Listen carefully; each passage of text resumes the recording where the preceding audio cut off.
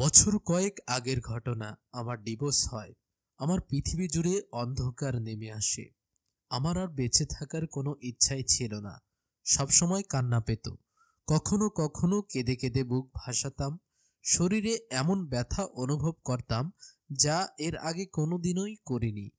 মনের মধ্যে রাজ্যের খারাপ চিন্তায় দানা বাঁধতে শুরু করত। কোনো কিছুতেই মন দিতে পারছিলাম না।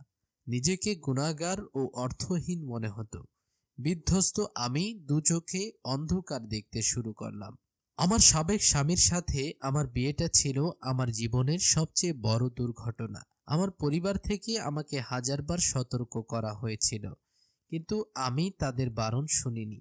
বরং তাদের মতামতকে অগ্রাহ্য করে তার সাথে বিয়ের বন্ধনে আবদ্ধ হয়েছিলাম। পরিবারের সবাই তাকে সন্দেহ করেছিল, কিন্তু আমি তাকে যেভাবেই হোক বিয়ে করতে চেয়েছিলাম। অন্ধ ভালোবাসা হয়তো এটাকেই বলে। আমি পাকিস্তান থেকে ইউকেতে এসেছিলাম উচ্চতর শিক্ষা নেওয়ার জন্য। বিজনেস ভিসায় ইউকেতে আসা আমার সাবেক স্বামীর সাথে এখানেই আমার প্রথম দেখা। দেখা থেকেই ভালো লাগা, তারপর বিয়ে। বিয়ের পর এমন একটি দিন ছিল না যে আমাকে কাঁদতে হয়নি।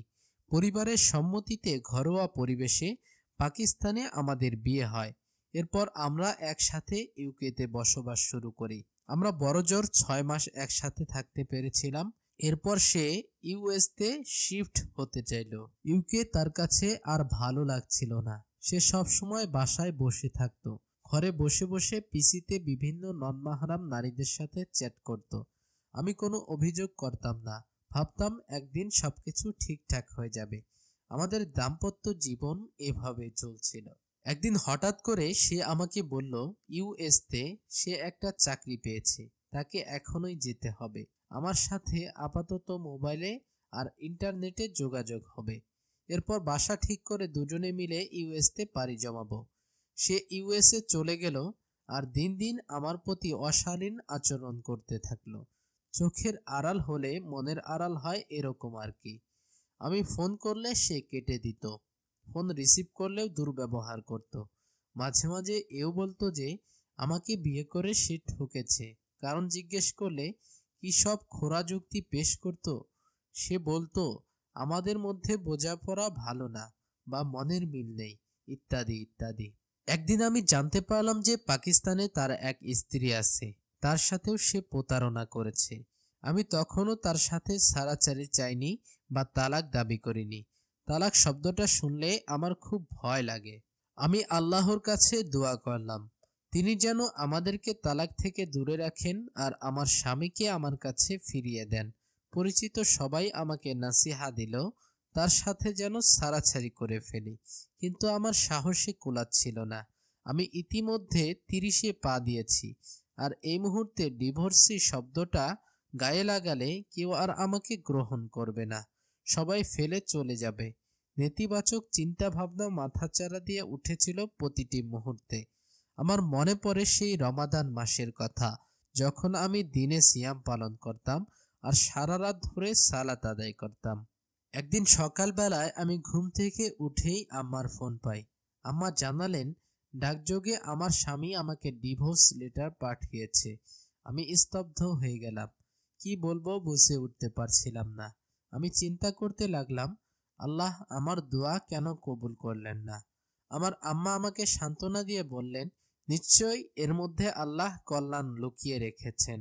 প্রতিটি ঘটনার পিছনে সুনির্দিষ্ট কারণ রয়েছে, আর মহান আল্লাহই সেটা ভালো করে জানেন।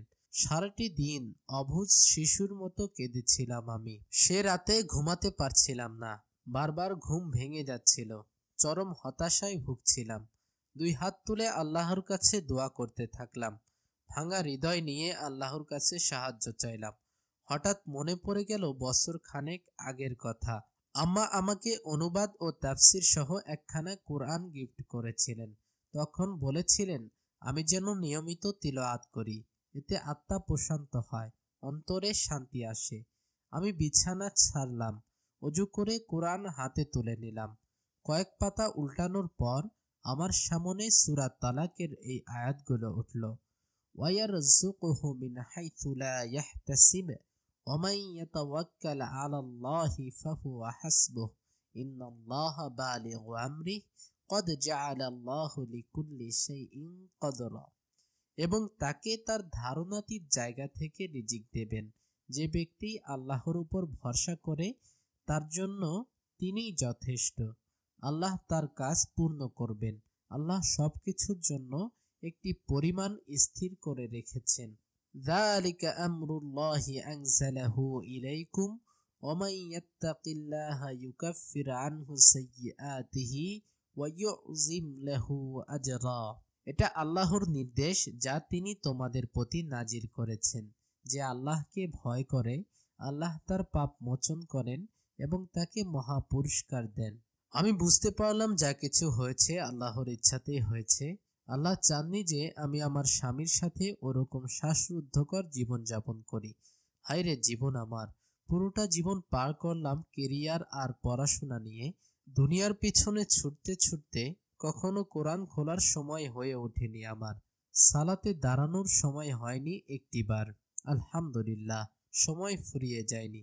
সেদিনের পর থেকে নিয়মিত সালাত আদায় করা শুরু করলাম। প্রতিনিয়ত কোরআন তিলাওয়াত অব্যাহত রাখলাম। আমি নিয়মিত সূরা বাকারা, সূরা ইয়াসিন, সূরা কাহাফ, দরুদ আর বিভিন্ন মাসনুন দোয়া পাঠ সহ নিয়মিত ইউটিউবে ডক্টর গোলাম মালিক মুর্তজার কোরআনের তাফসির দেখা শুরু করলাম। এভাবে আমার রবের ইবাদত বন্দেগীতে প্রায় 6 মাস অতিবাহিত হলো। জীবনে এক নতুন স্বাদ, নতুন তৃপ্তি, অদ্ভুত এক আনন্দ অনুভব করা শুরু করলাম। জীবনের অর্জিত তিক্ততা আমাকে আর ভোগাতে পারত না। একাকিত্ব আমাকে আর কষ্ট দিত না। আমার মন সাক্ষ্য দিত এই বলে যে আল্লাহ যতক্ষণ আমার সাথে আছেন ততক্ষণ আল্লাহ ছাড়া আমার আর কাউকেই দরকার নাই। আমি তখন পাকিস্তানে। একদিন আমার ভাইয়ের এক বন্ধু আমাদের বাড়িতে আসে। আমার ভাইয়ের মাধ্যমে আমাকে বিয়ের করার প্রস্তাব দেয়। আমার ভাই আমার সাথে আলাপ করে তাদের পরিবারকে আমাদের বাড়িতে নিমন্ত্রণ করে। আমি ভাবতে পারিনি যে এত দ্রুত সব হয়ে যাবে। আমি ভেবেছিলাম তার পরিবার যখন আমার অতীত জানবে তখন হয়তো প্রত্যাখ্যান করে দিবে। কিন্তু আলহামদুলিল্লাহ, আল্লাহর রহমতে সবকিছু ভালোই হয়ে গেল। 2 মাসের মধ্যে আমরা বিয়ের বন্ধনে আবদ্ধ হলাম। মহান আল্লাহ এভাবেই পরিকল্পনা করে রেখেছিলেন। আজ 5 বছর হয়ে গেছে আমাদের দাম্পত্য জীবনের। আমি নিজেকে নিজেই আর চিনতে পারি না। আমি কি সেই আগের মানুষটি আছি? আমি আল্লাহর কাছে যে সুখ চেয়েছি সেই সুখের সন্ধান পেয়েছি। আজ আমার স্বপ্ন বাস্তবায়িত হয়েছে। 3 সন্তান সহ আমাদের দাম্পত্য জীবনে সুখের অভাব নেই এখন। সাথে রয়েছে আমার স্বামী, যে আমাকে হৃদয় দিয়ে ভালোবাসে। এসব কিছু হয়েছে আল্লাহর কাছে দোয়া করার কারণে আর তার রহমতের কারণে। আমি একদম নিশ্চিত যে আমাদের জীবনে যা কিছুই ঘটুক না কেন তা আমাদের ভালোর জন্যই হয়। একমাত্র আল্লাহ ছাড়া আর কেউ জানে না সামনে কি অপেক্ষা করছে। যে কঠিন সময় আমি পার করেছি সেগুলি ছিল আমার জন্য পরীক্ষা। আমি কখনো আল্লাহর সান্নিধ্য অর্জন করতে পারিনি যতটুকু আজকে করতে পেরেছি। আমি সব সময় সন্দেহ করতাম, ভাবতাম দোয়া কি আসলেই কোনো পরিবর্তন আনতে পারে জীবনে।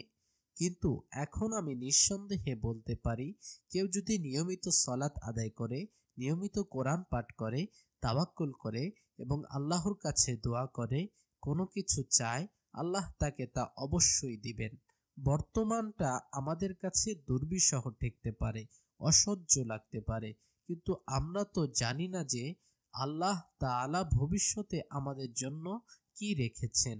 দোয়া আপনার জীবন এমনভাবে বদলে দিতে পারে যে আজকে যখন জীবনের কষ্টকর সময় পার করছেন, ভবিষ্যতের সুখের কথা হয়তো আপনার কল্পনাতে নাও আসতে পারে।